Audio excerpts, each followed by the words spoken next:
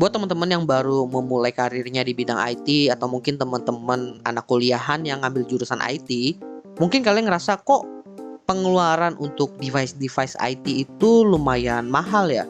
Dan bahkan kadang-kadang ngerogoh kantong itu lumayan dalam buat bisa memenuhi kebutuhan tersebut. Gue sendiri udah bekerja sekitar 4 tahunan dan ini udah mau ke tahun kelima gue bekerja di bidang IT, dan gue setidaknya udah sempat ganti device beberapa kali. Dan gue ngerasa pengeluarannya cukup gede. Sampai gue menemukan beberapa tips nih agar pengeluaran untuk pembelian device atau kebutuhan di bidang IT itu tidak membengkak. Kira-kira apa aja tipsnya? Terus pantengin Opsional Podcast ya. Sedikit sharing aja bahwa pengeluaran paling besar untuk orang-orang yang bekerja di bidang IT atau anak-anak IT yang kuliah itu paling gede ada di device yang digunakan. Salah satu yang paling umum itu dari laptop. Laptop ini adalah device yang paling umum yang orang tahu. Tapi ternyata ketika kalian masuk lebih jauh di bidang IT itu, kalian itu butuh beberapa device tambahan untuk kebutuhan yang lain. Tergantung kebutuhan kalian dalam melakukan pekerjaan juga. Laptop sendiri yang kita punya itu belum tentu juga bisa berumur panjang. Sehingga kita itu dipaksa untuk mengganti laptop kita. Penyebabnya bisa beraneka ragam, seperti memang mengalami kerusakan, kemudian spek laptop yang di bawah dari kebutuhan yang kita miliki sehingga kita harus ganti ke spek yang lebih tinggi juga, atau umur laptop yang semakin lama semakin tua sehingga kemampuan dari hardware-nya juga ikut menurun. Gue sendiri udah pernah mengalami beberapa faktor tadi, sehingga gue bisa bilang bahwa kalau terjadi hal ini kepada device kalian, ini akan menjadi biaya yang cukup gede. Bahkan hal ini pun udah dimulai sejak gue itu start kuliah di bidang IT. Jadi kalau di total dari zaman gue kuliah sampai gue kerja itu sekarang 4 mau ke 5 tahun, berarti udah 9 tahun nih gue berada di ranah IT. Dan gue kalau dihitung-hitung itu udah sempat ganti laptop sekitar 5 kalian. Dan tentunya setiap gue ganti laptop itu ada pelajaran-pelajaran baru yang masuk ke gue tentang bagaimana cara memilih laptop dan juga tips and trick terkait pengeluaran ini. Karena kan dari zaman gue kuliah dulu, reviewer laptop itu atau reviewer teknologi kan masih jarang banget. Jadi bisa dibilang referensinya cukup sedikit. Tapi sekarang dari sisi reviewer juga udah semakin banyak, dan dari pengalaman gue bekerja atau berada di ranah IT ini juga semakin lama, sehingga gue juga udah bisa dibilang sedikit mengefisiensikan dari sisi pengeluaran lah. Jadi langsung aja nih ada beberapa tips yang pengen gue sharing kepada kalian tentang bagaimana menghemat ala anak IT, terutama di bagian device-nya. Yang pertama, ketika gue memilih device itu, gue langsung memilih device yang tujuannya nanti bisa gue gunakan untuk jangka panjang. Siapa sih yang gak mau punya device yang bisa digunakan untuk jangka panjang? Semua orang pasti mau. Cuma terkadang karena kita salah memilih, akhirnya device yang kita pilih itu malah umurnya itu nggak panjang.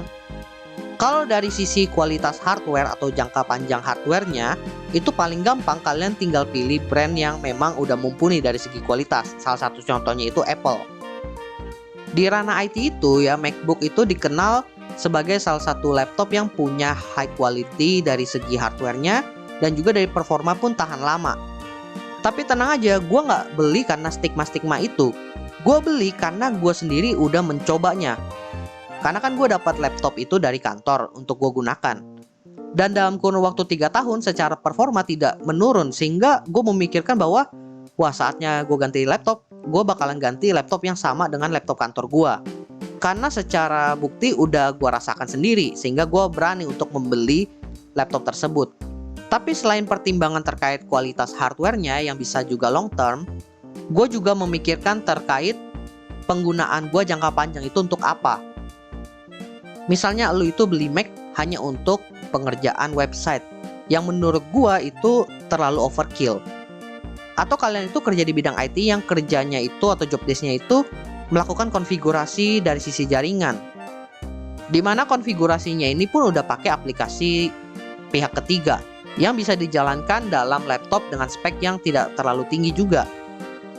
Kalau seperti itu, kalian nggak perlu beli laptop atau device dengan kualitas high tier juga. Jatuhnya sayang.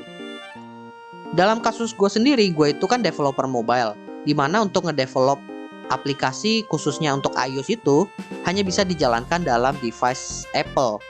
Di sisi lain juga pertimbangan gue adalah karena gue juga content creator yang udah mulai start dibikin video, makanya gue butuh device yang bisa ngebantu gue buat ngedit video juga. Makanya gue memilih MacBook karena dari sisi kebutuhan dan dari sisi kualitas itu ketemu di tengah, seperti itu. Brand-brand lain yang punya kualitas yang cukup baik juga seperti Apple itu ada juga kayak Asus, kemudian ada Lenovo. Tapi balik lagi harus ketemu dengan sisi kebutuhan kalian juga.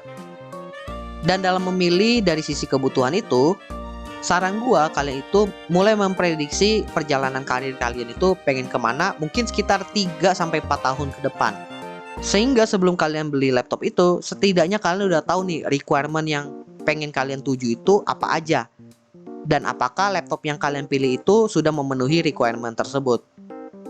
Lalu tips yang kedua, belilah device tambahan atau device komplementer kalau memang kalian butuh. Nah, ini yang biasanya jadi godaan nih untuk para anak IT. Dimana ketika laptop itu keluar, para brand itu mengeluarkan beberapa perangkat komplementernya yang membuat laptop itu menjadi jauh lebih keren. Memang sih dari segi fungsional itu membantu banget, tapi pertanyaannya adalah apakah kalian benar-benar butuh perangkat tersebut? Misalnya dari Apple, itu dia banyak banget ngeluarin perangkat komplementer dan harganya juga fantastis. Mouse-nya aja bisa sekitaran sejutaan. Memang dari segi mouse itu cukup membantu dari sisi pekerjaan. Tapi dari sisi gua penggunaan touchpad aja udah cukup. Berbeda dari kasus yang lain di mana MacBook gue itu punya Type-C-nya itu cuma 2 lubang. Sedangkan gue itu kadang butuh buat nyolok flash disk, kemudian buat connect ke device pribadi seperti smartphone, sehingga gue butuh Type-C hub. Makanya gue beli lagi tuh Type-C hub, perangkat komplementernya. Karena apa? Karena gue butuh. Jadi saran gue kalau kalian itu lagi berusaha menghemat, terutama dari device IT, sebaiknya kalian beli barang-barang yang memang kalian butuhin aja. Jangan bukan karena kalian pengen terlihat keren. Kemudian tips yang ketiga atau tips yang terakhir juga, ini bukan berhubungan dengan device secara langsung sih, tapi lebih ke utility lain selain device, seperti internet dan listrik. Kalau listrik mungkin udah kebutuhan utama lah ya, itu udah nggak bisa didebat. Tapi mungkin untuk koneksi internet, kalau kalian itu kerjanya di kantor, kemudian setelah jam pulang kerja kalian nggak kerja lagi, bahkan kalau kalian sampai rumah tau-taunya udah istirahat aja, udah nggak ngapa-ngapain, menurut gua berlangganan internet itu jadinya salah satu pengeluaran yang mubazir. Berbeda dengan orang-orang yang bekerjanya itu bisa WFH, sehingga butuh koneksi internet setiap waktu. Makanya berlangganan internet itu jadinya jauh lebih murah. Kalau kalian itu tipe yang pertama yang bukan WFH itu, dan tiba-tiba kalian butuh internet, kalian kan bisa nyari internet itu di tempat lain, misalnya di kafe-kafe. Dimana sekarang ini banyak kafe yang udah nyediain koneksi internet juga. Kalian tinggal beli kopi, udah bisa tuh connect wifi dari si kafe tersebut. Tapi berbeda dong kalau sama teman-teman yang WFH. Masa tiap hari harus ke kafe beli kopi?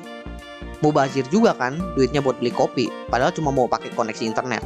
Dan justru pengeluaran-pengeluaran seperti inilah yang kalau kalian itu nggak manage atau nggak kalian sadari, ini yang sering membengkak. Jadi saran gue mulai sadari kebutuhan kalian itu seperti apa, apakah kalian benar-benar butuh internet atau enggak. Kemudian mulailah rancang strategi-strategi seperti yang gue ceritakan tadi. Oke, jadi itulah beberapa tips dari gue terkait penghematan biaya ala anak IT terutama di bagian device-nya. Semoga bermanfaat buat teman-teman yang baru memulai karir di bidang IT dan juga anak-anak kuliahan nih. Semoga sharing gue kali ini bermanfaat buat teman-teman semua sehingga kalian itu nggak perlu mengeluarkan biaya yang besar, terutama dalam kebutuhan device ini. Karena gue sendiri udah mengalami dan rasanya itu kayaknya boros aja gitu dan gak enak banget kalau dipikir-pikir. Tapi ya sudahlah, sudah terjadi. Dan ini jadi pelajaran buat kita semuanya. By the way teman-teman, jangan lupa follow Instagram dan juga akun TikTok Opsiana Podcast di @opsianamedia, karena di sana akan ada konten-konten menarik dan juga yang bermanfaat buat teman-teman semuanya. Dan juga kalian akan mendapatkan update dari Opsiana Podcast kalau nantinya ada episode terbaru yang rilis. So, jangan sampai teman-teman ketinggalan sama update-nya. Dan terakhir, jangan lupa juga untuk follow atau subscribe Opsiana Podcast di platform kesayangan teman-teman. Dan nantikan konten-konten menarik dari Opsiana Podcast nantinya di sana. Oke, gua rasa itu aja. Thank you buat teman-teman yang sudah mendengarkan. See you next time di episode Opsiana Podcast lainnya.